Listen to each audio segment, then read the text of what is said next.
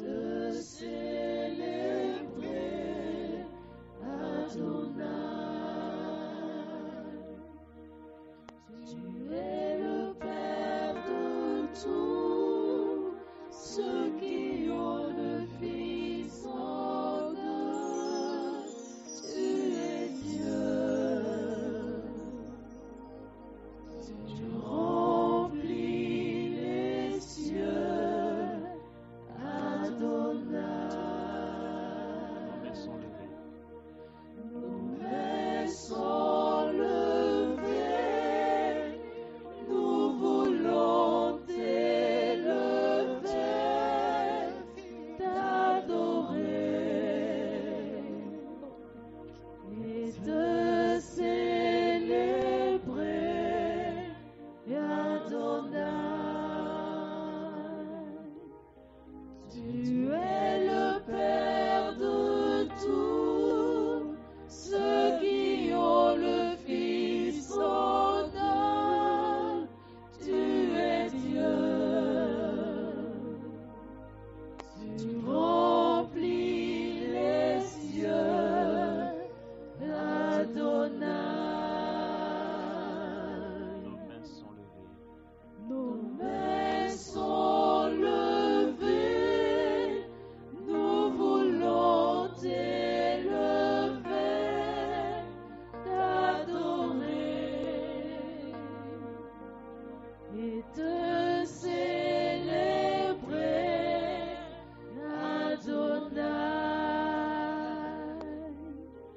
Tu es le Père de tous ceux qui ont le et nous te rendons grâce.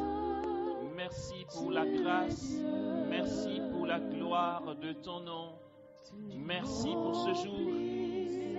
Merci pour le don de ce jour. Merci pour ce soleil qui se lève sur nos vies, symbole du soleil que tu es, toi qui portes dans tes rayons la guérison. Toi, notre Seigneur, c'est toi notre Sauveur, c'est toi le Rédempteur, tu es celui qui a remporté la victoire et que nous célébrons ce matin. C'est toi, Seigneur, que nous adorons, c'est toi que nous bénissons. Jésus, nous te recevons, nous te disons notre amour. Jésus, nous te disons notre reconnaissance et notre louange.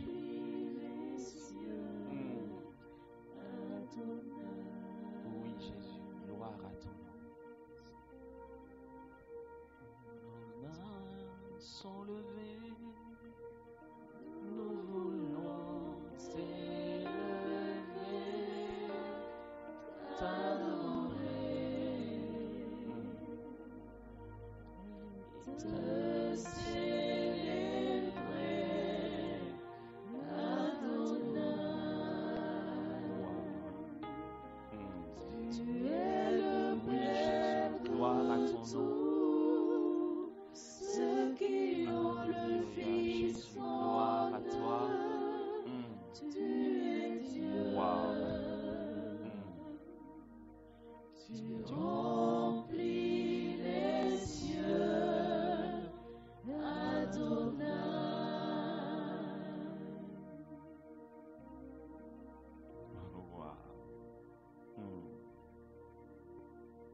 D'accord, Jésus. Ok.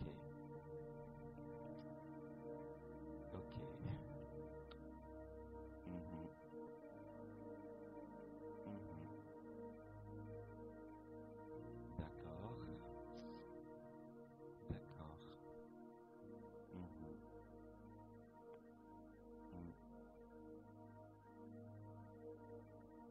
D'accord, Jésus.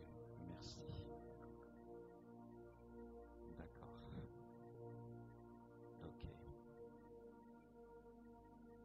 D'accord. Wow.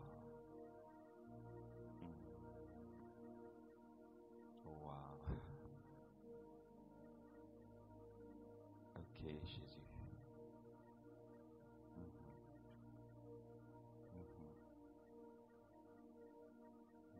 Jésus.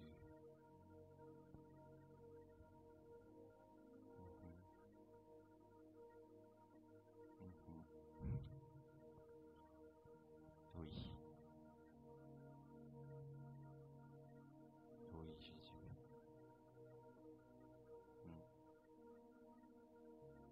Ok.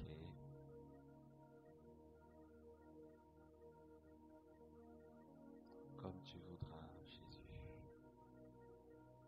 D'accord.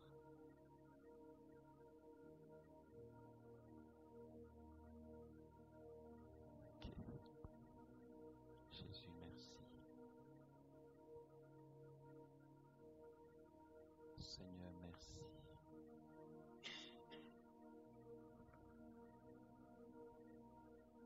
D'accord, Jésus.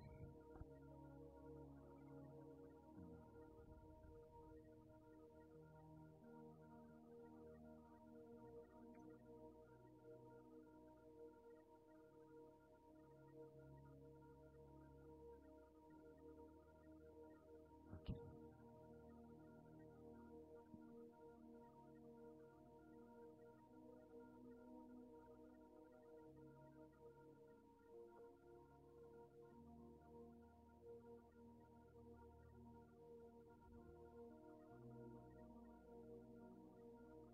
Réjouis-toi Marie, pleine de grâce, le Seigneur est avec toi. Tu es bénie entre toutes les femmes, et Jésus, le fruit de ton sein, est béni.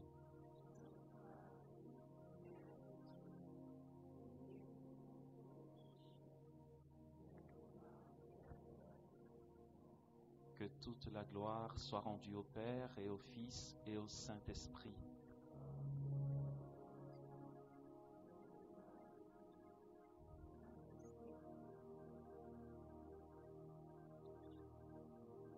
Nos mains sont levées, nous voulons t'élever,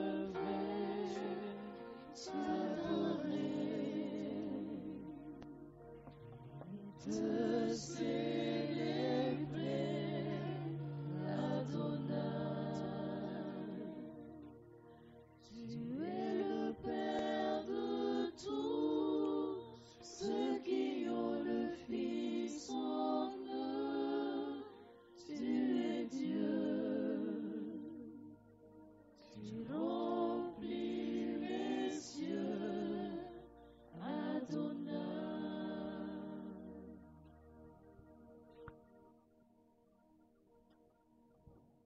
Le Seigneur nous dit dans sa parole, selon l'auteur de la lettre aux Hébreux, c'est le chapitre 5, les premiers versets. Il est dit ceci: tout grand prêtre, en effet, pris d'entre les hommes, est établi pour intervenir en faveur des hommes dans leur relation avec Dieu, afin d'offrir dons et sacrifices pour les péchés. Il peut ressentir de la commisération pour les ignorants et les égarés, puisqu'il est lui-même également enveloppé de faiblesse, et qu'à cause d'elle, il doit offrir pour lui-même des sacrifices pour le péché, comme il le fait pour le peuple. Nul ne s'arroge à soi-même cet honneur, on y est appelé par Dieu, absolument comme Aaron.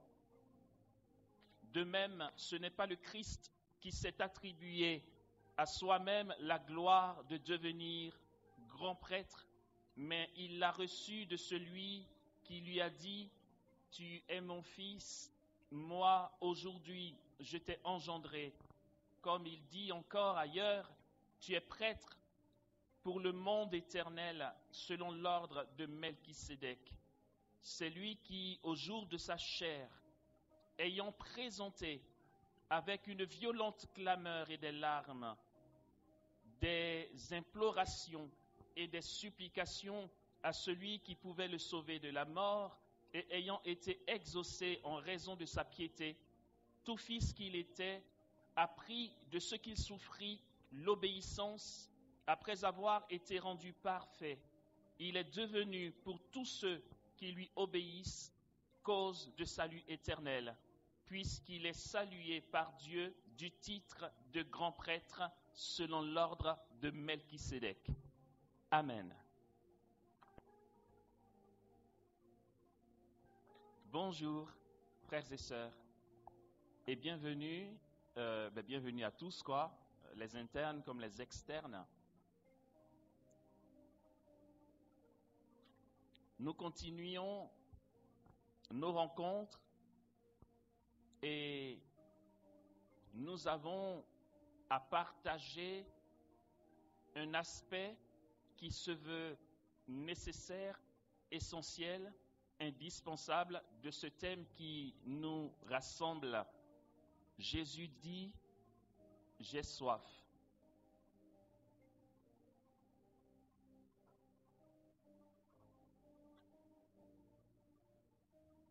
Je souhaite nous inviter à entrer dans ce thème avec un regard autre, un regard neuf, que ce thème nous conduise tous dans une vie chrétienne au quotidien, mue par un enjeu différent de ce que nous avons habituellement en vue. Que ces temps de partage nous donnent de basculer dans une dimension autre, dans une dimension, j'aurais dit, supérieure pour utiliser les thèmes de Saint Paul.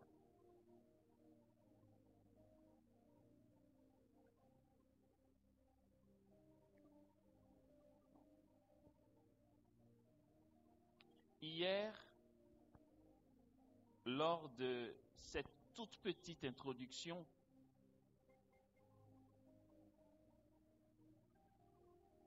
nous avons vu que Dieu, dans le Christ, qui est mis en croix, Dieu lui-même nous manifeste son désir ardent, sa soif ardente, que nous le rejoignions.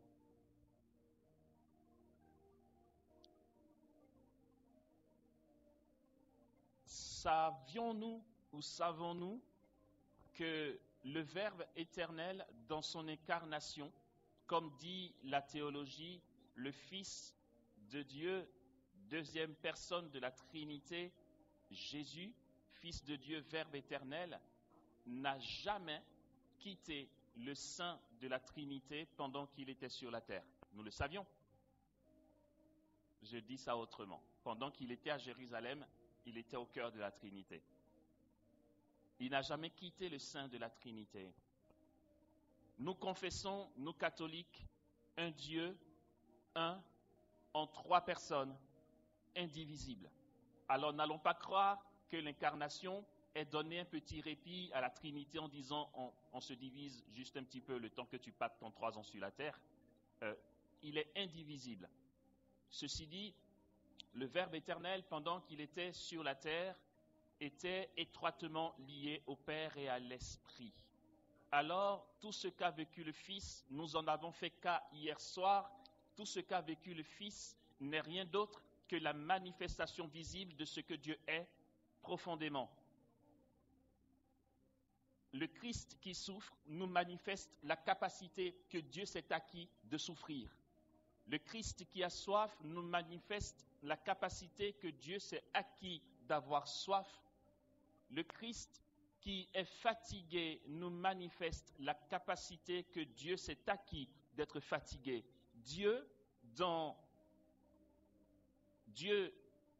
comme on pourrait dire, immanent, ce Dieu-là, le tout autre, dans une théologie qu'on va appeler théologie apophatique, mais vas-y, laisse tomber, il est trop tôt pour nous fatiguer la tête.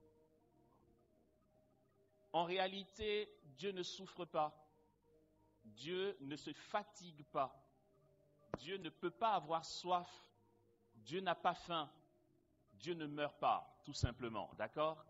Il se trouve qu'il est vraiment mort.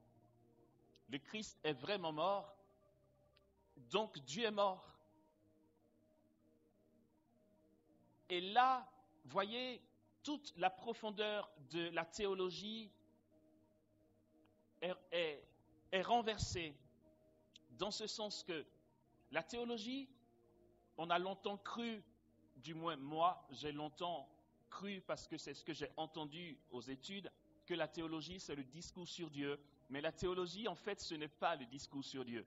La théologie, c'est la logique divine, la logique du royaume des cieux, d'accord? Toute la théologie est approfondie, est garnie davantage par la manifestation de Dieu dans son Fils, puisque la question va se poser, comment se fait-il que Dieu soit mort? Il est mort. De toute façon, ce n'est pas une fantaisie ou encore une légèreté, c'est la Bible qui en parle et c'est notre credo qui en parle. Pierre est clair le jour de la Pentecôte, il dit, ce Jésus, vous l'avez arrêté, vous l'avez mis à mort, il est mort. On l'a mis au tombeau, mais Dieu l'a ressuscité le 3e jour. Il dit, nous en sommes témoins.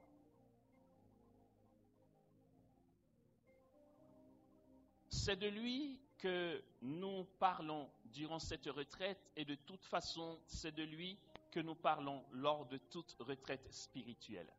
Il est le centre de notre vie chrétienne, le centre de notre foi.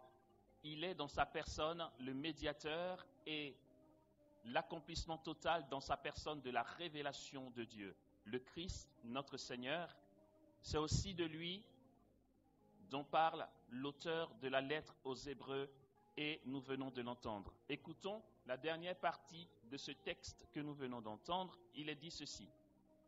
De même, ce n'est pas le Christ qui s'est attribué à soi-même la gloire de devenir grand prêtre, dit l'auteur de la lettre aux Hébreux.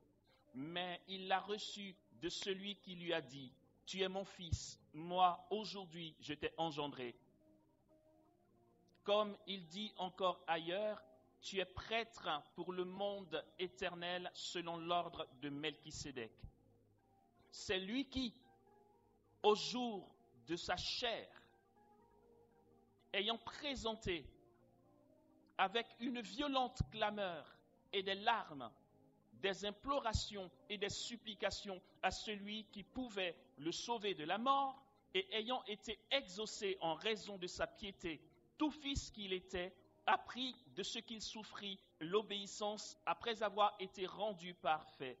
Il est devenu donc pour tous ceux qui lui obéissent cause de salut éternel. Voici le programme de la journée. C'est ce qu'on va essayer d'approfondir aujourd'hui. Et que ce partage nous donne et nous oriente dans un regard, une aspiration, des désirs de notre vie chrétienne un peu plus fervent dans l'amour. Ok. Il y a ici, dans ce que dit cette lettre aux Hébreux, une réalité très profonde à laquelle nous ne faisons pas beaucoup attention. C'est pour ça que pas mal de choses que nous vivons sont au ralenti. C'est que nous ne prenons pas le temps d'entrer dans les profondeurs du mystère de Dieu par sa parole dans la révélation. Ok. Commençons par une déconstruction.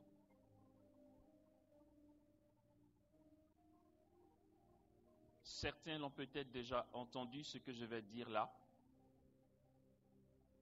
dans d'autres propos, ou encore d'autres, et encore d'autres vont peut-être l'entendre pour la première fois ce matin.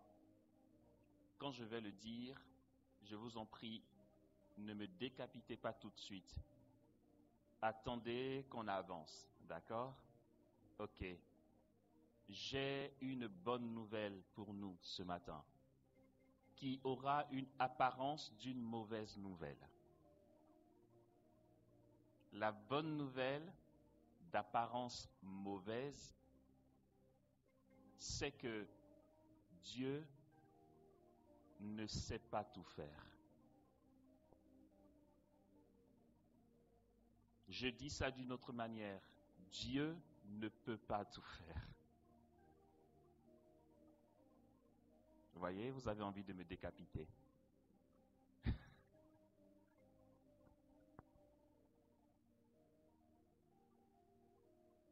Pourtant, vous allez me dire, Amos, en fait, oui, là tu as raison. Là c'est la première fois qu'un guignol nous sort une telle ânerie, d'accord? Ok. Puisque c'est très clair, notre credo lors des solennités nous dit « Je crois en Dieu, le Père Tout-Puissant ».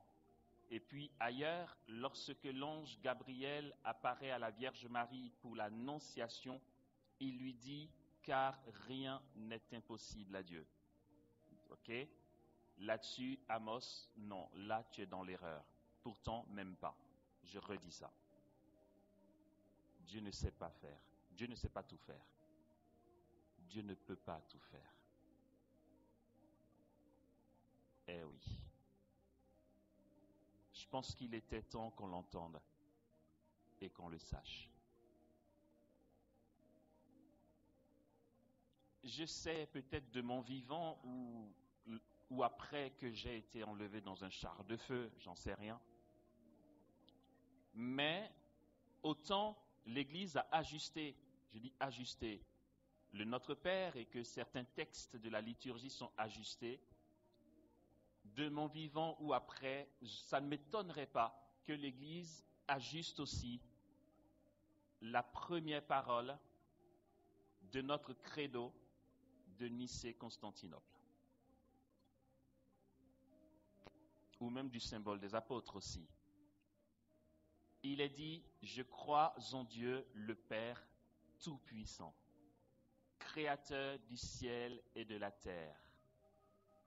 Celui de Nicée-Constantinople dit de l'univers visible et invisible.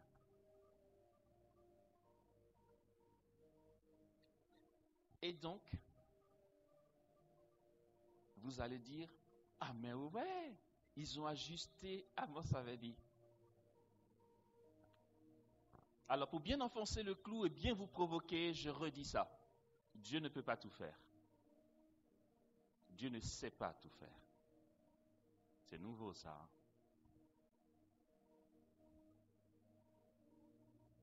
C'est parce que nous croyons que Dieu peut tout faire qu'il est très souvent au banc des accusés.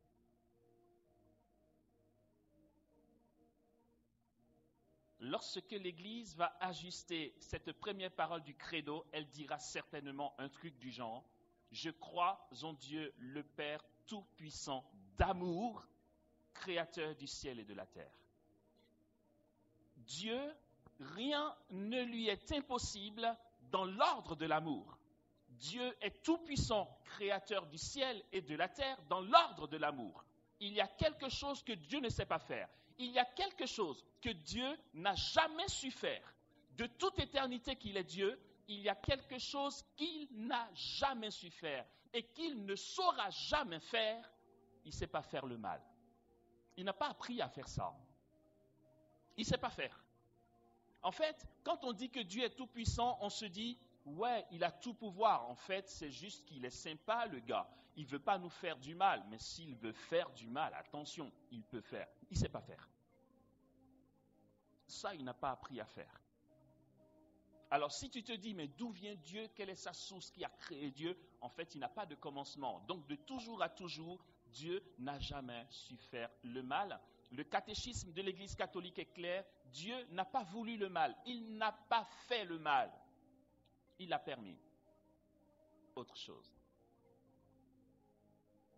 Et si nous pensons, or c'est ce que nous pensons, que Dieu a tout pouvoir, il est tout puissant, et qu'il a aussi la possibilité de faire du mal, mais tant que nous sommes gentils devant lui, tout va bien. Mais attention, ne l'énerve pas.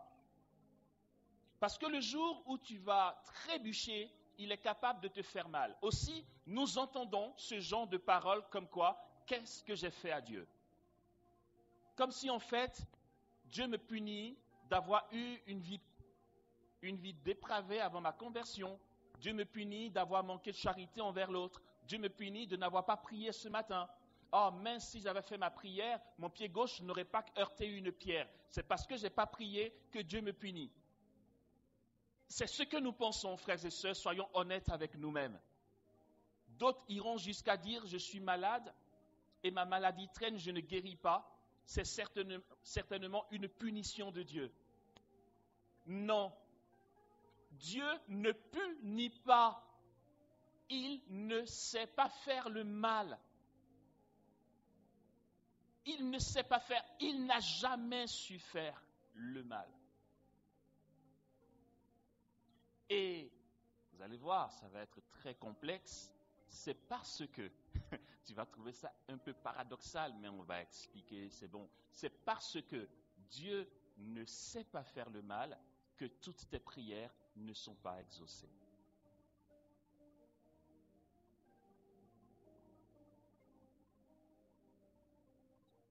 Ok, de quoi ça s'agit?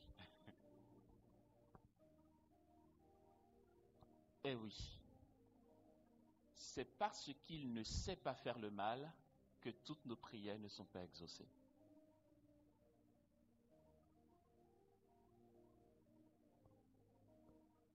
Ok, je donne un exemple pour que tu comprennes ce paradoxe. C'est simplement parce que Dieu ne sait pas faire le mal que ta prière qui lui demande un flingue pour tuer ton voisin ne sera pas exaucée. Là, c'est une caricature. Et nous avons des intentions. Je vais me mettre de l'autre côté pour faciliter les choses au caméraman. Désolé.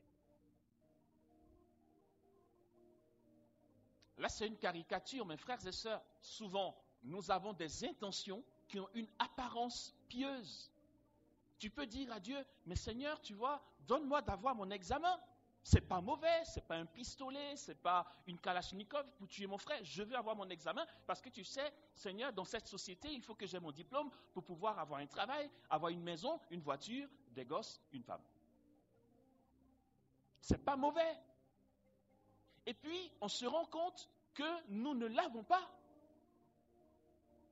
Nous ne l'avons pas tout le temps, nous ne l'avons pas parfois, ou chez certaines personnes, justement, frères et sœurs, parce que ce qui est mauvais, Dieu ne sait pas le faire. Et je continue d'expliquer, c'est que simplement, si Dieu sait que d'avoir ton examen et ton diplôme et une maison et une épouse et un enfant, Dieu, devant qui tout est présent et qui voit plus loin que nous, s'il sait que dans cet état-là, tu risques de perdre la foi, il ne t'exaucera pas. Si ce que tu lui demandes implique un éloignement éventuel d'avec son cœur, tu ne seras pas exaucé. Et non pas parce qu'il ne veut pas t'exaucer, c'est que tout ce que Dieu donne, quel que soit ce que c'est, a un potentiel de bien, de bonté, de gloire et de sainteté. Si ce qu'il va te donner ne conduit pas à ça, il ne sait pas te le donner. Ça va ou vous êtes trop embrouillé? D'accord. Non, mais c'est super important. Et donc, je le redis, c'est parce que nous avons toujours cru que Dieu peut tout faire qu'il est très souvent au banc des accusés. Dieu est innocent du mal. Comme dit cette chanson que j'aime bien, Jésus innocent vient régner sur mon cœur. Dieu est innocent du mal. Alors, allons-y désormais et disons à nos frères et sœurs qui se disent athées, sur la base que si Dieu existait, pourquoi il y a autant de guerres? Pourquoi il y a la famine? Pourquoi il y a l'injustice? S'il est si bon, votre bon Dieu, pourquoi j'ai perdu mon père et mon époux et mon enfant et mon mari? Vous leur direz que ça, Dieu ne sait pas le faire. Même s'il permet la mort de ton proche, c'est que dans la mort de ton proche, il y a une gloire. C'est à toi de la trouver, cette gloire.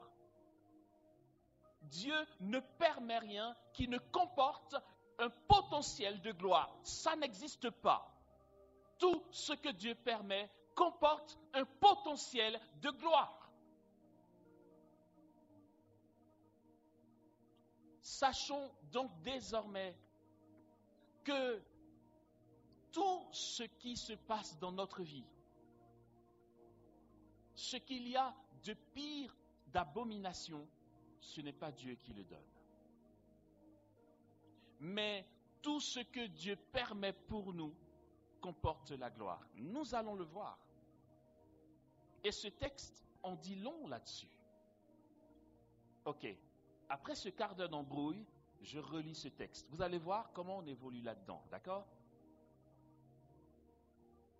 C'est la lecture, je le redis, de la lettre aux Hébreux. Je le relis. Écoutons chaque mot. Laissons-nous imprégner de ce texte que nous avons peut-être déjà entendu dans la liturgie ou pas, mais je pense que si, ou dont nous n'avons pas fait attention spécialement. L'auteur de la lettre aux Hébreux nous dit ceci. Tout grand prêtre, en effet, pris d'entre les hommes, est établi pour intervenir en faveur des hommes dans leur relation avec Dieu, afin d'offrir dons et sacrifices pour les péchés. Ok. Il peut ressentir de la commisération pour les ignorants et les égarés, puisqu'il est lui-même également enveloppé de faiblesse, et qu'à cause d'elle, il doit offrir pour lui-même des sacrifices pour le péché, comme il le fait pour le peuple. Nul ne s'arroge soi-même cet honneur, on y est appelé par Dieu, absolument comme Aaron. Ok. De même, dit-il, ce n'est pas le Christ qui s'est attribué à soi-même la gloire de devenir grand prêtre, mais il l'a reçu de celui qui lui a dit, « Tu es mon fils, moi, aujourd'hui, je t'ai engendré. » Comme il dit encore ailleurs, « Tu es prêtre pour le monde éternel selon l'ordre de Melchisédek. » C'est lui qui, au jour de sa chair, donc entendons le Verbe éternel dans son humanité, au jour de sa chair, ayant présenté avec une violente clameur et des larmes, des implorations et des supplications à celui qui pouvait le sauver de la mort, et ayant été exaucé en raison de sa piété, et ayant été exaucé en raison de sa piété, tout fils qu'il était apprit de ce qu'il souffrit l'obéissance après avoir été rendu parfait. Il est devenu pour tous ceux qui lui obéissent cause du salut éternel, puisqu'il est salué par Dieu du titre de grand prêtre selon l'ordre de Melchisédek. Non, c'est puissant la parole de Dieu, je vous assure. Parfois, je lis simplement et mes entrailles frémissent, quoi. C'est bon, ça. C'est trop beau. Ok. On continue les hostilités. Frères et sœurs, en fait, l'auteur de la lettre aux Hébreux, qu'est-ce qu'il nous raconte là? Tu es sûr de ce que tu dis, mon gars? Parce que là, c'est un peu chaud, là. Regardez, il y a une problématique dans l'affaire.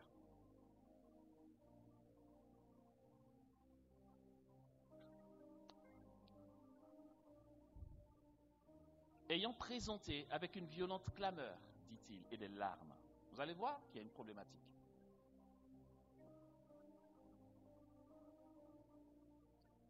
Ayant présenté avec une violente clameur et des larmes, des implorations et des supplications à celui qui pouvait le sauver de la mort, et ayant été exaucé en raison de sa piété. Mon gars, tu écris cette lettre aux Hébreux, mais je te signale que justement, le Christ n'a pas été exaucé. Ben non. Il a présenté à celui qui pouvait le sauver de la mort sa supplication. Ayant été exaucé, mais même pas en rêve, il a été exaucé. Il est mort.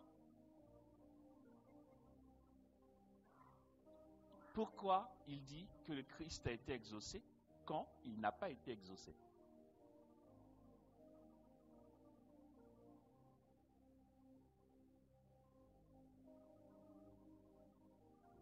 Celui qui pouvait le sauver de la mort, il l'a supplié avec ferveur dans les larmes et des supplications.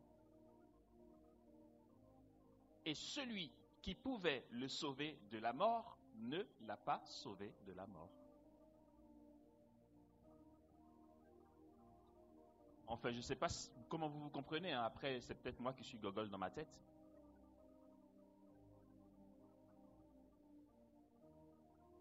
Pourtant, il dit ayant été exaucé. Du coup, puisque cette parole de Dieu ne peut pas nous tromper, c'est dire qu'il y a un truc au-delà. Il y a quelque chose à découvrir dans l'affaire qui n'apparaît pas à première vue. Le Christ n'a pas été exaucé. Ok. Le Christ s'est tourné vers celui qui pouvait le sauver de la mort. Rappelons-nous l'événement de Gethsémani. Le sauver de la mort, le Christ en a eu envie. Père, s'il est possible que cette coupe s'éloigne de moi, cependant, non pas comme je veux, mais comme tu veux. Il voulait que le Père le sauve de la mort. En réponse, non mais là, il ne s'agit pas du chrétien, nous autres là, plein de misère, où on va dire peut-être que j'ai pas assez la foi, ou je suis pas assez saint, je me suis pas bien douché, je sens pas bon, donc peut-être que Dieu n'a pas pu m'exaucer parce que je suis crasseux. Là, nous sommes dans un échange entre le Verbe qui est saint et le Père. Il dit à son Père, Père, là pour le coup, ne voyons aucune ombre. Le Christ n'a pas péché, il est obéissant, on vient de l'entendre, jusqu'à la mort. S'il est possible, Père, que cette coupe s'éloigne de moi. J'ai envie de dire, Père, pour une fois que le Verbe se permet de négocier quelque chose avec toi. Vas-y, quoi. Mais le Père ne l'a pas exaucé. Et là-dessus, n'allons pas dire, oh là là, donc finalement le Père n'a pas tant d'amour que ça pour le Fils. C'est que ce qu'il demandait au Père, le Père ne savait pas faire ça. Le Père ne savait pas faire. Voici Jésus dans son humanité qui demande que la souffrance lui soit épargnée. C'est noble. Dieu n'est pas pour le mal. Donc ce qu'il demande est légitime. Mais le Père sait, et lui-même le sait, que s'il ne meurt pas, toute la multitude des hommes va sombrer dans la condamnation de la mort. Et si Dieu l'exauce, alors Dieu est capable de faire le mal. Mais le Père ne sait pas faire ça. Tout ce que le Père sait faire, c'est de nous sauver. Alors, le Fils ne pouvait pas ne pas mourir, sinon nous mourrions tous. Alors il dit à son Père, s'il est possible, Père, que ce coup-ci on laisse tomber. Et le Père ne l'exauce pas. Pas que le père soit insensible, c'est que le père ne sait pas faire ça.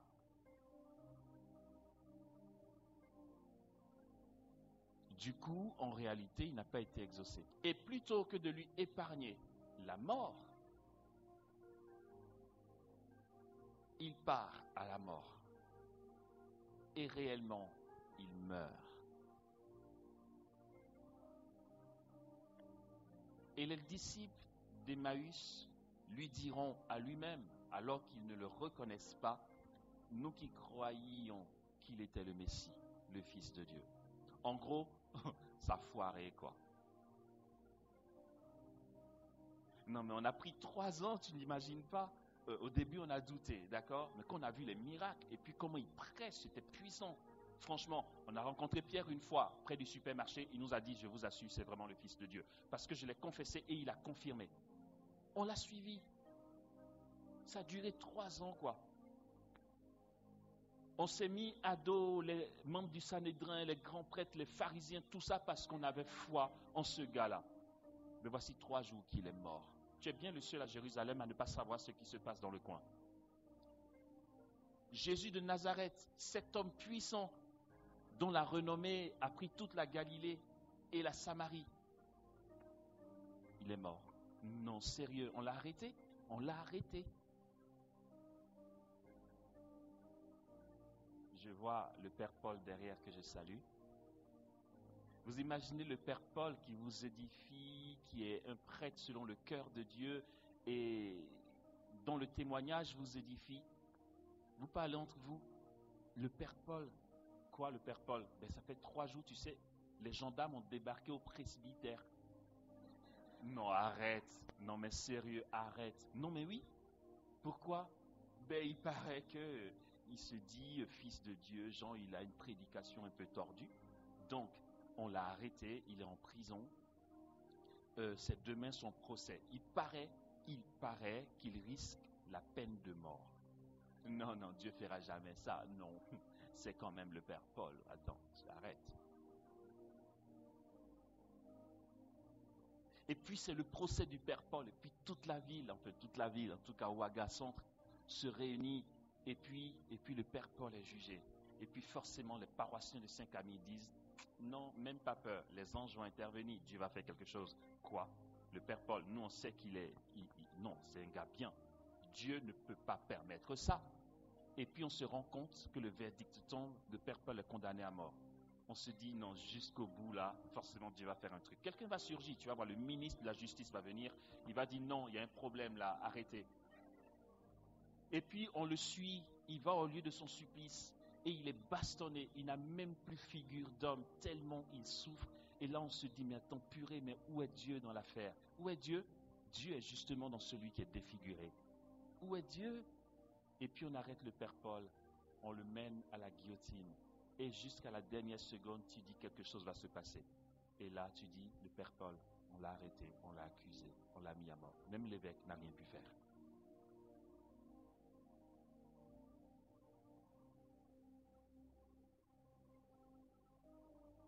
C'est ça notre réalité de chrétien. Vous allez voir où on va en disant tout ça. C'est que nous nous rendons malheureux de ce que nous jugeons nous-mêmes être des fatalités et des échecs. D'accord. Merci.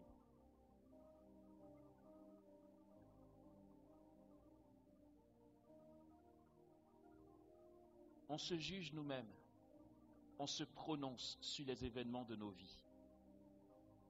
On a décidé que la société et que la vie sur cette terre nous a assez bien formés pour dire à Dieu ce qui est bon pour nous. Seigneur, quelqu'un qui meurt, ça ne se fait pas. Tu étais où?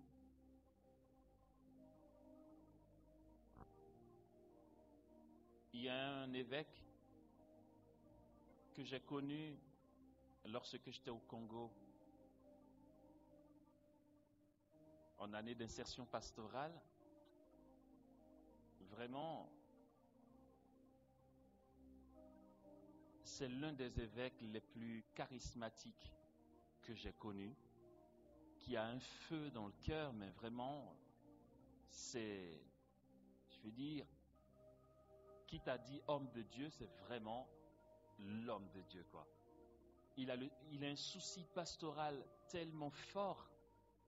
Je veux dire, je le sais parce que j'ai été avec lui dans la même pirogue, je dis pirogue, ok, avec Monseigneur l'évêque. Il y avait des religieuses, des prêtres, des religieux. Nous étions dans des pirogues sur la lagune au Congo. On a fait 15 heures de pirogue pour qu'il aille consacrer une église dans le fin fond d'une campagne inaccessible. Et je veux dire, l'endroit, ce n'est pas l'endroit VIP où tu as envie d'aller parce que tu sais qu'il y a un hôtel 5 étoiles qui t'attend. J'ai vu cet évêque partir avec nous dans la précarité de ce village parce qu'il est parti pour annoncer l'évangile. Il m'a dit, frère Amos, on y va. Et là-bas, s'il y a l'occasion de parler avec les gens du renouveau charismatique, vas-y à fond. Et puis, justement, sur place, on a entendu dire qu'il y avait un villageois qui avait des problèmes d'infestation tellement violents qu'il était enchaîné depuis 10 ans, enchaîné physiquement parce qu'il était agressif. Et j'ai vu Monseigneur me dire, frère Amos, vas-y, déploie tout ce que tu as comme zèle à l'intérieur, occupe-toi de ce cas, libère ce fils de Dieu des démons, quoi. Je te donne mandat, vas-y. Ça, c'est de l'évêque. Ok. Bref, c'est pas l'histoire que je vais raconter, je parle de l'évêque. Non, mais un gars, mais je t'assure, le gars bien, quoi. Cet évêque, plus tard, j'ai appris qu'il était tombé malade. Je l'ai vu la dernière fois, c'était à Paris. Il avait été conduit à Paris pour ses soins. Il avait été empoisonné. Il a souffert pendant 2 ans. La dernière fois que je l'ai vu, je ne l'ai pas reconnu. Il était squelettique et il marchait penché comme ça tellement, Et puis 3-4 mois après, il a été rappelé vers Dieu le Père. Et je racontais ça à mes frères d'école de prière à Paris. On revenait de mission et puis en voiture, je leur ai dit, ah tiens, hier j'ai entendu que Monseigneur, je ne veux pas le nommer, est décédé. Et il y a l'un d'entre nous qui a réagi comme on l'aurait tous fait. Il me dit, il y a quelque chose que je ne comprends pas. Avant même qu'il pose la question, j'ai deviné ce que ça va être. Il me dit, mais c'est quand même un serviteur de Dieu. C'est l'évêque, quoi. En plus de ce que tu dis de lui, je veux dire, comment Dieu peut laisser une telle chose arriver? On l'empoisonne et ça prend, il meurt. Voyez? Nous, on sait ce qui est bon. On dit à Dieu, ok, non, écoute Seigneur, ça suffit. Assieds-toi une seconde, que je te dise quoi faire. Parce que là, c'est bon, ça suffit. Seigneur, ça ne se fait pas que quelqu'un meure, ok? Non, ici, sur notre terre, dans notre société, si tu veux débarquer chez nous, on va te montrer les principes, d'accord? Je suis chrétien, catholique, baptisé, confirmé, marié, je communie, je ne peux pas être malade. Non, mais je t'informe, Seigneur. Mais tu n'as pas bien compris, Seigneur, parce que ma maladie continue. Ok, pour que tu comprennes bien, je fais une neuvaine, je fais des demandes de messe, je vais voir tel prêtre. Je prends tous les moyens parce que je ne peux pas être malade, Seigneur. Je te signale, je t'informe que non, c'est impossible que je sois malade. On a nos principes. Comme ça, de manière consciente, on pense que non. De manière inconsciente, on fonctionne comme ça. Non mais Dieu, le Messie ne peut pas mourir. Il ne peut pas être arrêté, quoi. Il ne peut pas souffrir ce qu'il souffre là. Lui qui n'a rien fait et qui est innocent du mal. Seigneur, tu vois, on l'a arrêté. Non mais dis-moi que c'est une blague. Il ne va pas mourir, il ne va pas mourir. Il est en train de mourir. Élie, Élie, lama sabachthani. Les gens vont jusqu'à dire, attendez, on va voir si Élie va venir le sauver. Mais parce que jusqu'au bout, peut-être que quelque chose va se passer. Et puis là, les dernières paroles. Père, entre tes mains, je remets mon esprit. Il est mort. Ne parle-t-on pas de drame pascal? Le drame pascal, c'est la fête de Pâques. C'est un échec. oui, dans l'apparence des choses, c'est un échec, mais apparent. Arrêtons de vouloir indiquer à Dieu ce qu'il faut qu'il fasse. Nous ne sommes pas plus intelligents que lui. Nous ne savons rien que ce qui est devant nous, très limité. Alors il me dit, je ne peux pas comprendre que l'évêque ait été empoisonné et que finalement, parce qu'avec 2 ans de maladie, on se dit, non, Dieu ne laissera pas faire. Il va guérir et il viendra témoigner en disant, Alléluia, on m'a empoisonné. La puissance de Dieu m'a libéré. On s'attend à ça. Et puis non, ce n'est pas ce qui se passe. Quand on lit les évangiles, ça nous paraît, oh c'est beau, le Christ est mort pour nous, alléluia. Ne pensons-nous pas qu'au temps de Jésus, ses proches raisonnaient pareil, en se disant, Dieu va faire quelque chose. Ce n'est pas possible. Et l'auteur de la lettre aux Hébreux se permet de nous dire, ayant été exaucés. Mais d'où tu vois ça, mon gars? Pourtant, il a raison de le dire.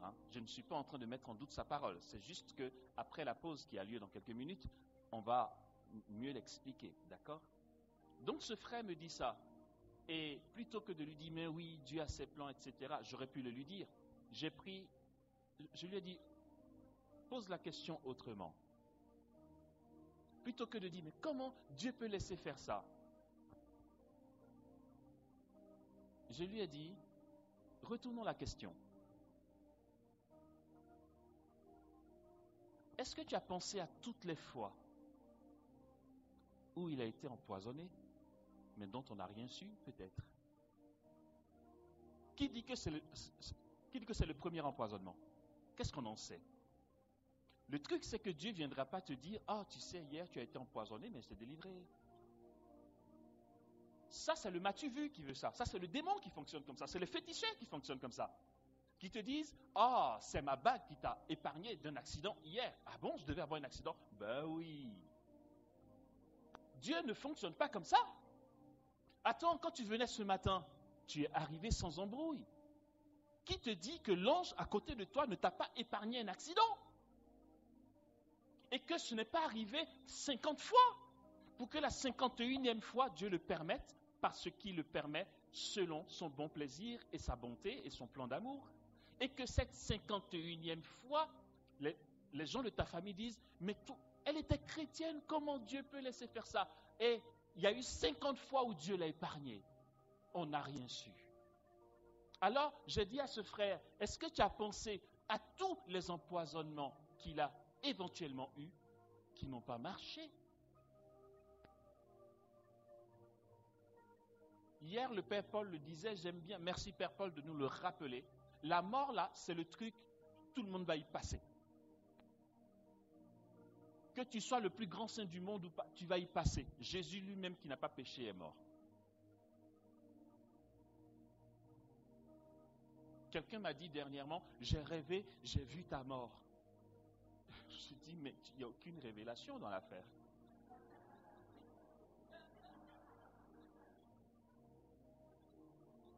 Non mais, vas-y me dis que c'est la révélation du siècle. J'ai jamais dit que j'étais immortel. Tous on va mourir. Tu as vu ma mort? Il y avait la date dessus ou... Non, il n'y avait pas la date. Ah ben d'accord, donc là tu m'apprends rien là.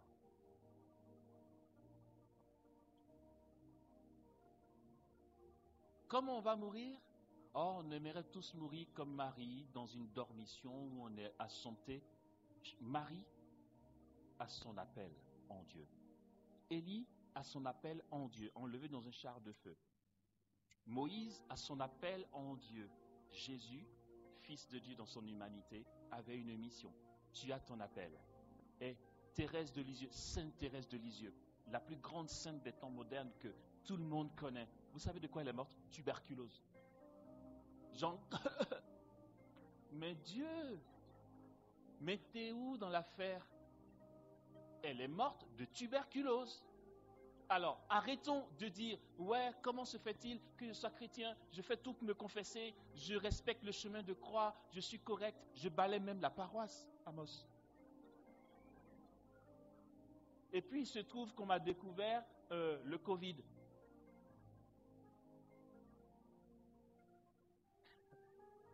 J'ai une petite sœur, elle me fait trop marrer. Parce que j'ai fait le Covid il y a 1 an. Je revenais du Mali. Elle était désolée. Oh, ça me saoule trop que tu aies le Covid, cette sale maladie. En gros, il faut que tu aies un halo de protection. Parce que tu vas annoncer l'évangile quand même. Dieu ne peut pas permettre que tu aies le Covid, mais pourquoi pas? Thérèse est morte de tuberculose. Il faut bien mourir de quelque chose. Comme nous les Africains on dit, et je m'arrête pour la pause, surtout chez nous en Afrique, fin d'année, début d'année, quand il y a un décès, on dit c'est mystique. Non mais je vous assure, parce que tu peux mourir vers juillet, août. C'est vrai. En décembre tu meurs, on dit non, c'est pas. En fin d'année, il y a trop de décès. Parce que les sectes et les sorciers mangent les gens pour les fêtes. Et si c'est en janvier aussi, pareil. J'ai une nouvelle à vous annoncer. Vous savez quoi? Donc, selon notre logique, les sorciers ont bien bouffé le pape Benoît XVI. Il est mort le 31 décembre.